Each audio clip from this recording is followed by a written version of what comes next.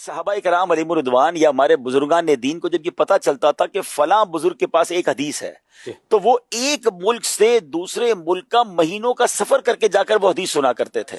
اچھا پھر اس زمانے میں لوگ سفر کر کے علماء کرام کے پاس جا کر قلم دوات لے کر بیٹھ کر علم دین سیکھا کرتے تھے.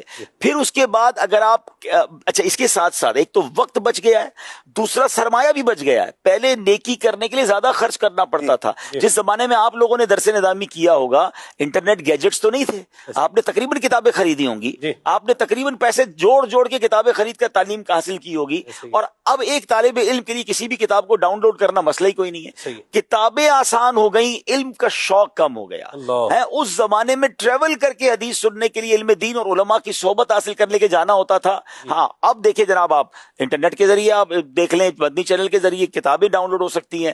آسانی فنگر ٹپس پہ چیزیں آ گئی ہیں. اگر آپ سوشل میڈیا کا صحیح استعمال کر لیں تو میں سمجھتا ہوں کہ وہ علم دین یا وہ نیکیاں جو بڑی اسٹرگل کے ساتھ ہوتی تھی سب کرنا آسان ہو گیا. سبحان اللہ. اب عمرہ کرنا ہے, ٹھیک ہے, پہلے کے زمانے میں عمرہ اور حج اس وقت بھی سرمایہ خرچ ہوتا تھا, مگر جو فیسلٹیز اب ہو گئی ہیں اب تو جناب معذور آدمی بھی جائے تو اس کا بھی سارا انتظام ہو جاتا ہے. ورنہ پہلے زمانے میں آپ کو بتاؤں, میری دادی کی بہن جو تھی انہوں نے بس پہ حج کیا تھا. اللہ, تو وہ اپنے واقعات بتاتی, 6 مہینے کا حج ہوتا تھا. اللہ, ٹھیک ہے, میں بہت چھوٹا تھا لیکن یہ باتیں مجھے یاد تھی کہ وہ یہاں سے بس جاتی تھی, یعنی پاکستان سے بائی روڈ جاتے تھے. اللہ. تو اچھا اس میں جو والد صاحب بتاتے تھے نا کہ بیٹا اس زمانے میں حج میں 50% لوگ 40% لوگ واپس نہیں آتے تھے. اللہ, یعنی یہ مل ملا کر ہی جاتے تھے, کیونکہ اتنی تکلیفیں اور اتنے معاملات, اور پھر عموماً بڑی عمر کے لوگ جاتے تھے حج پہ کہ بھائی ساری زندگی پیسے جوڑے اور پھر حج پر گئے.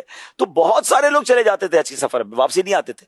تو اب آپ بتائیں کہ مہینوں کا سفر گھنٹوں میں, گھنٹوں کا سفر منٹوں میں, وہاں آپ جناب آسانیاں ہو گئی. میں نے وہ بھی صفا مروہ کیا ہے جب یہ ایئر کنڈیشن وغیرہ نہیں تھے, اور اب آپ جائیں تو ماشاءاللہ ٹھنڈ لگ رہی ہوتی ہے صفا مروہ پر. اتنی آسانی ہو گئی ہے, ٹھنڈے پانی کے کولر لگے ہوئے ہیں. میں جب حرم شریف میں, مجھے اچھی طرح یاد ہے, میں اگر 80s کی بات کروں تو 88-87 کی اگر میں بات کروں تو میں نے وہ بھی عمرہ کیا ہے الحمدللہ. میں جب چھوٹا تھا, ابھی آپ سے بات کر رہا ہوں تو یاد آ رہا ہے کہ یہ زمانے تھی نا, یہ سوکھ کر کانٹا ہو جاتی تھی گرمی شریف میں طواف کے دوران, ٹھیک ہے, اور حرم میں کوئی ایسی نہیں ہوتا تھا.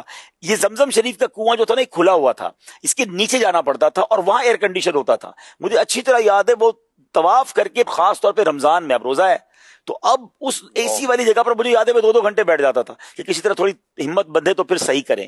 تو وہ بھی لوگوں نے حج کیے ہیں, اور اس سے پہلے اور مشکل کیے.